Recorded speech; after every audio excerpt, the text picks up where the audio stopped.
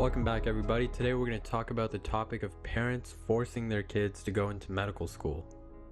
Now, people become doctors for many different reasons. Some of them know it out of the womb that they want to become physicians, and others discover it along the way. There is, however, a select group of people who never really wanted to do it, but were kind of aggressively guided by their parents. I have a few friends in my class that have shared with me that they belong to this group. Their parents basically told them that they have to be doctors to be considered a success by society as well as their family.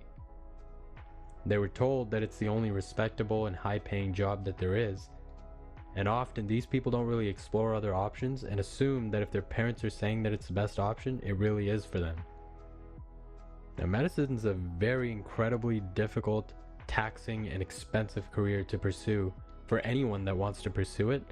But if you don't want to do it and you force yourself through, you are guaranteed to burn out and be filled with regret down the road.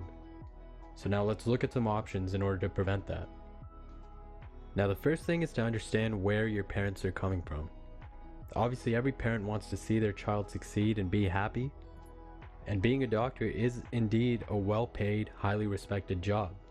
So they're just trying to guide you and encourage you to a path of success. Often parents went through pain and struggles of failures in their own lives, and they don't want their kids to go through the same thing, so they try to keep you safe and prevent failure from occurring. Now, although this isn't perfect parenting, and I don't know what is, understand that they have good intentions. Don't be upset with them, try not to burn any bridges, and just make sure to communicate properly. Now, the second thing to do while you're still in pre-med is to properly explore medicine and see if it is something you would potentially like. And the way you do this is by shadowing as much as possible. So you want to shadow doctors because, first of all, whether you're being forced to or you want to, shadowing is something that should be on your medical school application, but more importantly, it's going to give you the insight to the life of a doctor. So take every opportunity to get to shadow physicians in as many different fields as you can, and this could potentially set up reference letters in the future if you do decide to go through with it. For you though, the most important thing is to take this opportunity and see if you can potentially do this for 40 to 50 years. And you have to understand that no job, especially a well-paid job, is going to be sunshine and rainbows all the time. But if you absolutely hate it and you're just watching the clock waiting to go home, then that could be a clear-cut sign that medicine really isn't for you. Now, if that's the case and you feel like you want to do something different with your life, the next thing is to use all your free time for exploration and passions. If you have a dream of yours or a different job that you might be interested in, it's your responsibility to make time for it.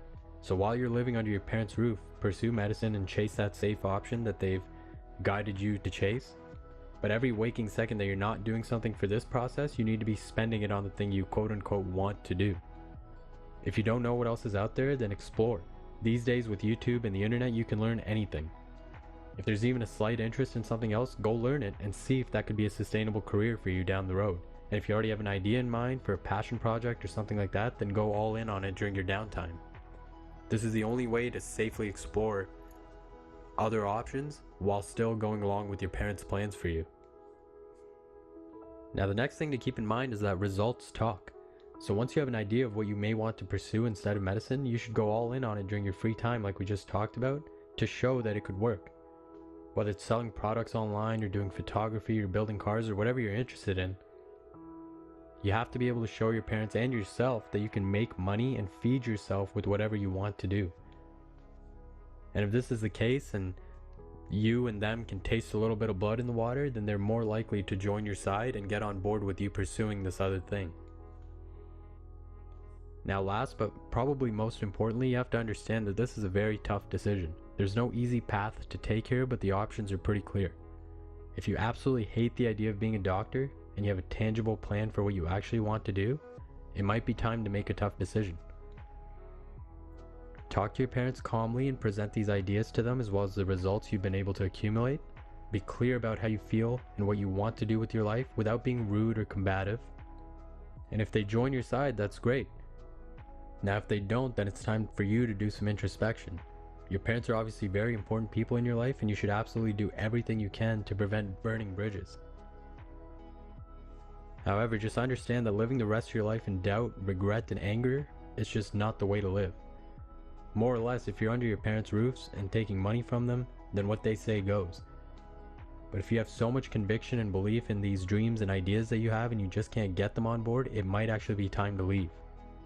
You may have to go out on your own, struggle and fail your way to success, but when they see you happy in your idea of what success is, not theirs, they're more likely to come around and be proud.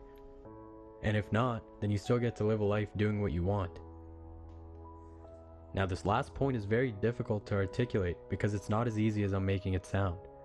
It's very difficult to kill a dream because your parents don't want to be on board with it, and likewise it's very difficult to leave your parents and strain that relationship. So like I said, I'm not telling you what to do, I'm just presenting the ideas and telling you what I've seen from classmates and other students that I know who were forced to do this and they didn't want to. It just does not end well. That's not to say that there's any other guarantees in following your dreams and passions. In fact, that's a lot more risky, but again, that's a choice that you have to make. Just keep in mind that your career is what you're going to spend the most of your life doing, and hating every bit of it is just not the way to go. So don't pursue medicine if you don't genuinely want to pursue it. Try your best to talk to your parents, try your best to use your free time to work on the other things you want to work on, and see what you want to do.